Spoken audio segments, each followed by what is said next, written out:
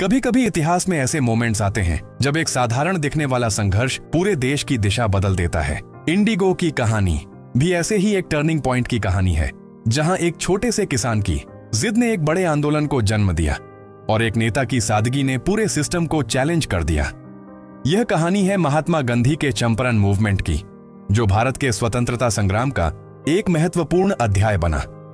कहानी की शुरुआत होती है 1916 में, जब राजकुमार शुक्ला नाम का एक गरीब किसान चंपारण से महात्मा गांधी से मिलता है।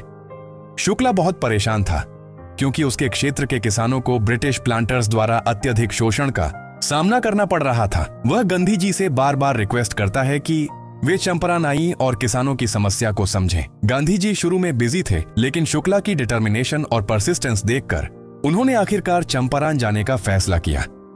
चंपारण पहुंचकर गांधी जी ने किसानों की हालत को करीब से देखा। वहां ब्रिटिश लैंडलॉर्ड्स ने एक सिस्टम लागू किया था जिसे टिंकाथिया सिस्टम कहा जाता था। इस सिस्टम के तहत किसानों को अपनी जमीन के एक हिस्से लगभग 3/20 भाग पर इंडिगो नील की खेती करने के लिए मजबूर किया जाता था। यह इंडिगो उन्हें ब्रिटिश प्लांटर्स को बहुत कम कीमत पर बेचना पड़ता था। इससे किसानों को भारी नुकसान होता था। जब सिंथेटिक डाइस का आविष्कार हुआ तो इंडिगो की डिमांड कम हो गई। इसके बावजूद ब्रिटिश प्लांटर्स किसानों से कॉम्पेंसेशन मांगने लगे। किसानों को मजबूर किया गया कि वे पैसा दें ताकि उन्हें इंडिगो उगाने से मुक्ति मिल सके। यह सिचुएशन पूरी तरह अन्यायपूर्ण थी। गांधी जी ने इस समस्या को समझने के लिए डिटेल्ड इंक्वायरी शुरू की। उन्होंने विलेजेस में जाकर किसानों के स्टेटमेंट्स लिखे और उनके सफरिंग को डॉक्यूमेंट किया। इससे ब्रिटिश अथॉरिटीज घबरा गए। उन्होंने गांधी जी को ऑर्डर दिया कि वे चंपारण छोड़ दें, लेकिन गांधी जी ने इस ऑर्डर को मानने से इनकार कर दिया। उन्होंने कहा कि वे यहां एक मॉरल ड्यूटी के तहत आए हैं और किसानों की मदद किए बिना नहीं जाएंगे। इसके बाद गांधी जी को कोर्ट में पेश किया गया। कोर्ट के बाहर हजारों किसान इकट्ठा हो गए। यह पहली बार था जब फार्मर्स ने इतनी बड़ी संख्या में किसी लीडर के समर्थन में आवाज उठाई। गांधी जी ने कोर्ट में साफ कहा कि उन्होंने लॉ तोड़ा है, लेकिन उन्होंने यह काम एक हायर मॉरल कॉज के लिए किया है। यह मोमेंट ब्रिटिश अथॉरिटीज के लिए अनएक्सपेक्टेड था। आखिरकार ब्रिटिश गवर्नमेंट को झुकना पड़ा। उन्होंने एक इंक्वायरी कमेटी बनाई जिसमें गांधी जी को भी मेंबर बनाया गया। इस कमेटी ने किसानों की समस्याओं को स्वीकार किया और प्लांटर्स को किसानों को कॉम्पेंसेशन देने के लिए मजबूर किया। गांधी जी ने इंसिस्ट किया कि कॉम्पेंसेशन पूरा नहीं बल्कि केवल 25% ही लिया जाए। कई लोगों को यह कम लगा, लेकिन गांधी जी का उद्देश्य केवल पैसा नहीं था, बल्कि ब्रिटिश सिस्टम की मॉरल अथॉरिटी को चैलेंज करना था। इस विक्ट्री के बाद सबसे बड़ा चेंज यह हुआ कि किसानों में फियर खत्म हो गया।